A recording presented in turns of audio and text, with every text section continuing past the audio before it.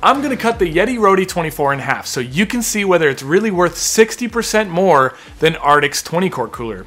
Plus, I did an ice test comparing the Roadie 24's insulation against Pelican, Orca, Igloo, RTIC, so you're gonna know exactly how the YETI Roadie 24 stacks up against its competition. But before I cut this thing in half, let's talk about the specs. The YETI Roadie 24 has a liquid capacity of 24 quarts.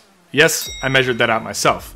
It weighs 12.8 pounds completely empty. It's a rotomolded construction with a closed cell PU insulation. The Roadie 24 is 15 inches long, 11 inches wide, and 17 inches tall. To perform an ice test with this guy, I filled it with 7 pounds of ice, stuck a probe inside of a hot dog, and placed that hot dog in the cooler, measuring the temperature of the hot dog periodically, and I didn't open the cooler once while doing this test. So this doesn't really mimic real life usage, but it's the best way to compare the insulation properties of the YETI versus, like what I was saying, Orca, Pelican, etc. So I tested those all the exact same way. The Roadie 24 kept the hot dog at 32 degrees for 62 hours. That's crazy.